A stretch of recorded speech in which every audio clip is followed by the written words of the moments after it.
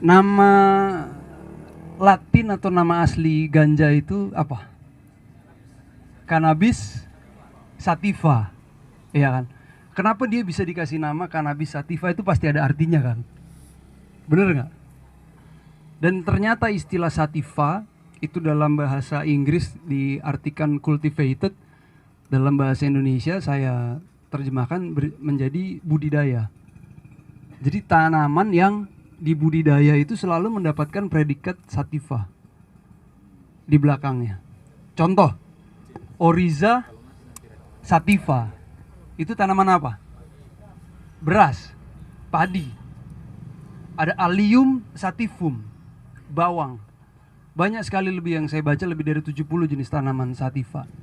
Kalau kita telusur lagi lebih dalam, ternyata tanaman-tanaman yang dikasih nama sativa itu tanaman-tanaman yang dipakai sama umat manusia, sama peradaban nenek moyang kita sewaktu dia berpindah dari berburu menjadi bercocok tanam. Karena yang namanya bercocok tanam, di sini siapa yang berkebun di rumahnya? Di sini siapa yang makan dari hasil kebunnya sendiri, ada nggak? Ada nggak? Atau tapi udah ada yang berkebun di rumah? 1, 2, 3 orang. Kalau kita berkebun, kita akan memilih tanaman-tanaman yang perawatannya paling mudah. Bener nggak? Ditanamnya paling mudah, dirawatnya paling mudah, tapi hasilnya, fungsinya bisa bervariasi. Dia nggak cuma bisa jadi obat, dia harus bisa jadi sumber makanan, kan gitu.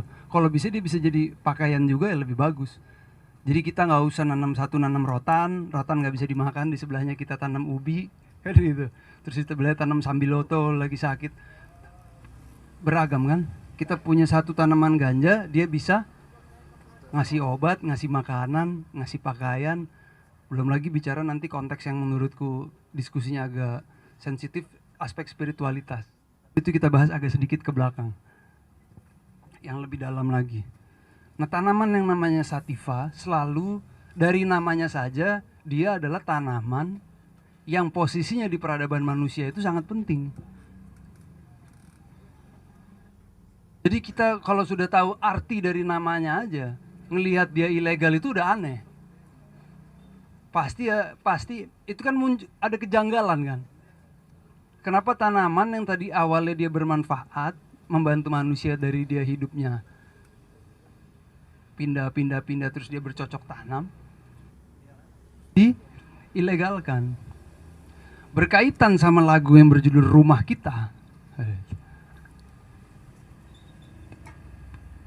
Banyak orang bertanya waktu itu, salah satunya Kementerian Kesehatan, kenapa dari sekian juta tanaman yang ada di Indonesia yang kalian perjuangkan tanaman ganja? Jawabannya sederhana, karena tanaman itu ada di rumah kita.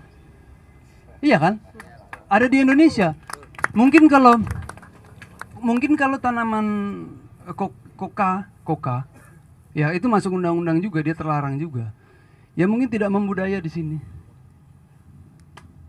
Jadi kita nggak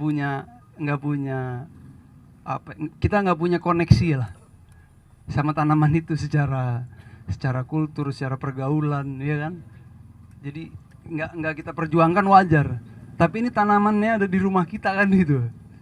Apalagi di Medan ini kan, saya di Medan nggak pernah sehari nggak dapet ganja. Di Jakarta sering. Loh iya kan? Artinya banyak di sini. Artinya ini rumahnya gitu loh. Ini rumah. Nah cuman permasalahannya memang sangat sulit kita membicarakan sesuatu yang mana masyarakat itu udah punya pemahaman yang keliru. Ada miskonsepsi dulu, itu kita memang sulit membicarakan itu. Salah satu contohnya, saya datang ke sini sama kawan saya dari Itali, namanya Gigi, dia lagi masak di belakang. Gigi cerita, mafioso itu kalau kita ngomong mafioso di otak kita apa? Apa, Bo? Hah? Preman, mafia, apa lagi? Kalau kita ngomong mafioso apa itu? Gangster. Mafioso, tanya itu ada Gigi orang Italia, nanti dia di sini. Mafioso artinya perjuangan. Artinya perjuangan. Jadi kita ini mafioso sebenarnya. Karena lagi berjuang. Tapi ada bahasa-bahasa yang dalam level pragmatis, yang dalam level materialistis, dalam level materi itu emang kita harus pinter-pinter menggunakan. Jangan kita sebut LGN ini sebagai organisasi mafioso. Secara hakikat betul dia perjuangan. Tapi kalau berbicara sama orang awam kan nggak bisa. Iya kan? Makanya pemahaman kita soal hakikat ganja itu menjadi sangat penting di dalam perjuangan ini. Saya rasa belum bisa teman-teman ikut berjuang kalau teman-teman belum memahami hakikat dari tanaman ganja ini.